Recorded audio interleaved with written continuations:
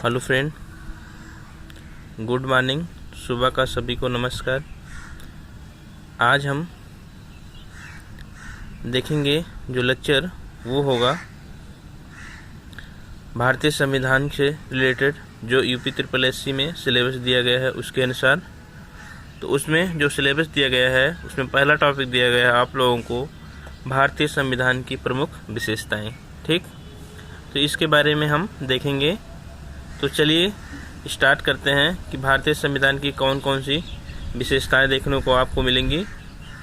ठीक है, तो उसके बारे में हम देखेंगे। तो आइए देखते हैं कि भारतीय संविधान की निम्नलिखित विशेषताएं होती हैं। उनमें से जो पहला है उसके बारे में जानने की कोशिश करेंगे। तो उसमें क्या लिखा है फर्स्ट वाले लाइन में कि भारतीय जो संविधान है वो सबसे लंबा लिखित संविधान है, क्योंकि उसके लिखने में 2 साल 11 माह 18 दिन का समय लगा था। मतलब बहुत लंबा लिखित संविधान है।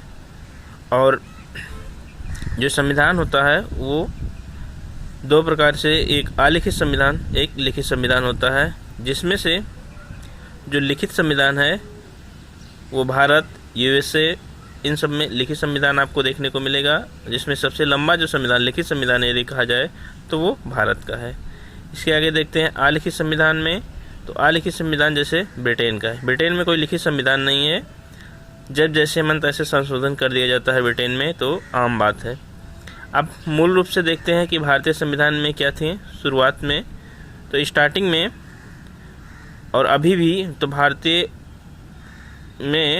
मूल रूप में भारतीय संविधान में 395 अनुच्छेद थे। तो अभी भी 395 अनुच्छेद ही हैं, बस उसके खंडों में अलग अलग जोड़ा गया है, जो कि 450 के आसपास पहुंच चुका है।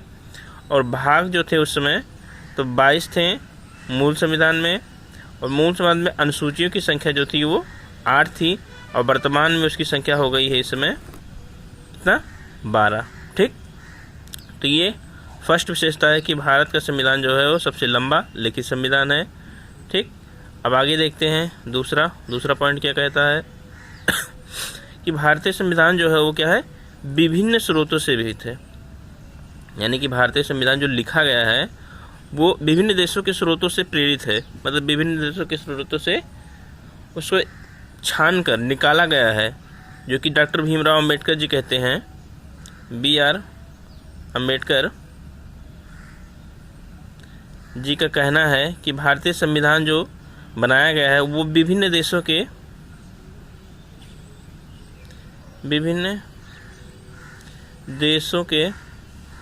संविधान को छानने के बाद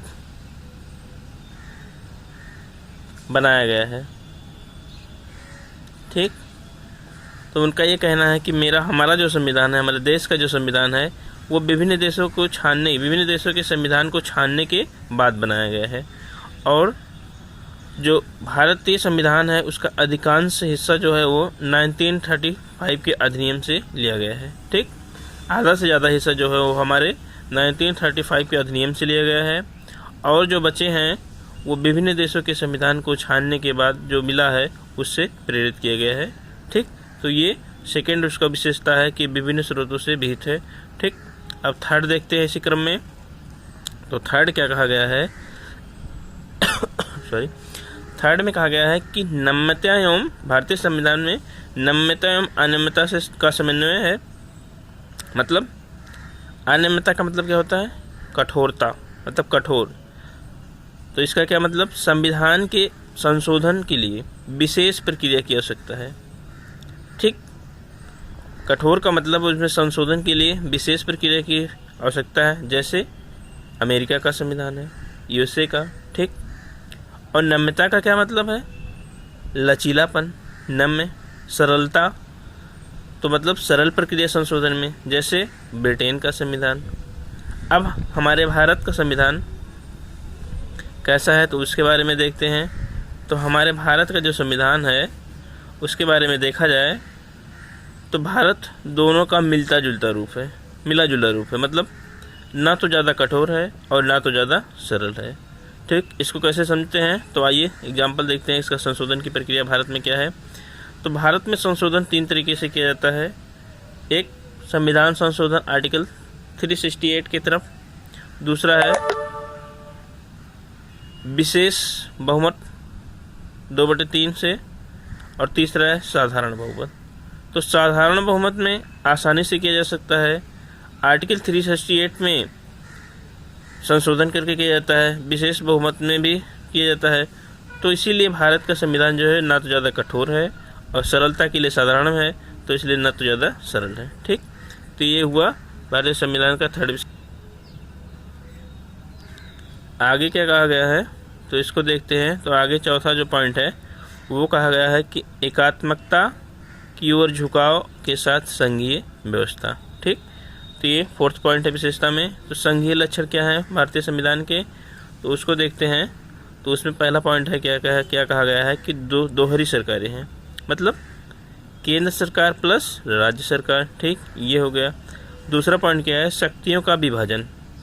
शक्तियों का विभाजन का क्या मतलब हुआ कि न्यायपालिका, कार्यपालिका, न्यायपालिका और विधायिका, इन तीनों की शक्तियों का विभाजन है। मतलब न्यायपालिका स्वतंत्र है अपने लिए, कार्यपालिका नीति का निर्धारण करती है, नीतियों के क्रियान्वयन में काम करती है, जबकि विधायिका जो है नीतियों का निर्माण करती है। ठीक, थर्ड पॉइंट क्या लिखा गया है कि लिखित संविधान है, इसको आगे हमने देख लिया अभी।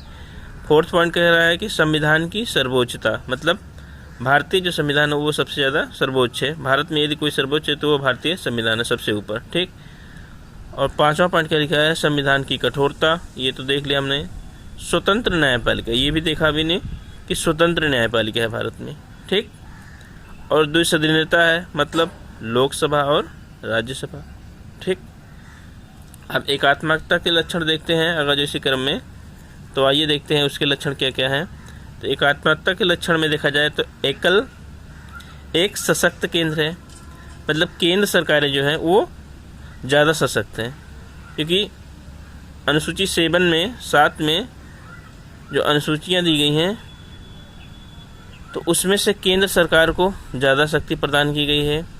ठीक है, आपातकाल में भी केंद्र सरकार ज़्यादा शक्तियाँ प्रदान की गई हैं, सारी शक्तियाँ केंद्र को जाती हैं। तो एक सशक्त केंद्र हो गया। एकल संविधान है, हमारे भारत में एक ही संविधान है, दोहरी संविधान नहीं। एकल नागरिकता है, नागरिकता राज्य हो या प्लस केंद्र हो तो नागरिकता सेम ही है, ना कि यूएसए की तरह राज्य की भी नागरिकता हो, केंद्र से नागरिकता हो, तो ऐसा तो है नहीं हमारे भारत में। भारत में हमारे एकल नागरिकता है। ठीक, आगे देखते हैं संविधान का लचीलापन। संविधान का लचीलापन भी है और कठोरपन भी है। और लास्ट इधर देखते हैं तो है एकीकृत न्यायपालिका, मतलब एक ही न्यायपालिका है। और केंद्र द्वारा राज्यपाल की नियुक्ति, मतलब राष्ट्रपति जो है वो राज्यपाल की नियुक्ति करते हैं। तो ये हुआ कि केंद्र ही राज्यपाल की, मतलब एकात्मक लक्षण दर्शाता है। अखिल भारतीय सेवाएं जैसे यूपीएससी हुआ, आईएएस आईपीएस हुआ, आईएफएस हुआ, तो ये सब क्या है, अखिल भारतीय सेवाएं हैं, मतलब केंद्र सरकार के हैं। काम भले आईएएस राज्य के करते हैं, लेकिन नियुक्तियां जो किया जाता है वो केंद्र सरकार के द्वारा किया जाता है। ठीक, आगे देखते हैं इसी क्रम में है तो आपातकालीन प्रावधान, ये भी एकात्मक लक्षण को दर्शाते हैं, क्योंकि आर्टिकल 352, 356 और 360 की तरह जो आपातकाल लगाए जाते हैं तो उसमें केंद्र का नियंत्रण पूरी तरह से हो जाता है। ठीक, आगे देखते हैं इसी क्रम में। तो आगे क्या है विशेषता, सरकार का संसदीय स्वरूप। तो ये कहाँ से प्रेरित है, ब्रिटेन से प्रेरित है। क्या, सरकार का संसदीय स्वरूप है। ठीक, आगे देखते हैं तो आगे दिया गया है संसदीय संप्रभुता एवं न्यायिक सर्वोच्चता में समन्वय है। संसदीय संप्रभुता कहाँ से प्रेरित है, तो ब्रिटेन से है। और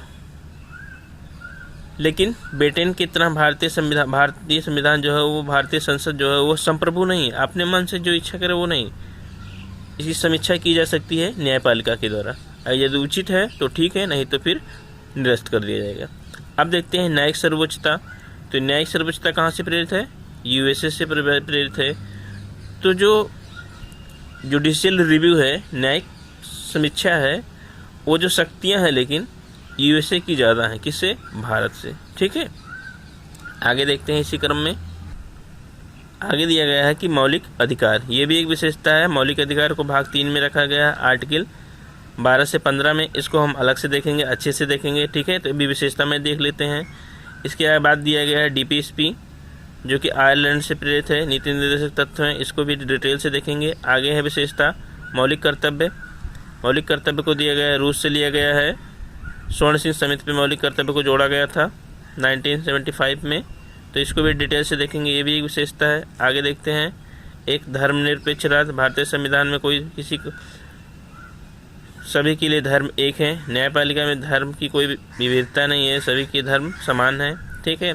आगे देखते हैं, सार्वभौमिक वयस्क मताधिकार, सभी को मत देने का अधिकार, ये भी विशेषता है। 61वें संविधान संशोधन 1988 के द्वारा 21 से घटा के 18 किया गया था। आगे देखते हैं, त्रिस्तरीय सरकार, राज्य सरकार, केंद्र सरकार, फिर पंचायती राज व्यवस्था, ठीक। आगे देखते हैं, सहकारी समितियां, ये भी एक विशेषता है। सहकारी समितियां कब आया था? 97वें संविधान संशोधन 2011 के तहत। मौलिक अधिकार है आर्टिकल 19 के तहत, और इसको जोड़ा गया है 9B भाग में, ठीक है।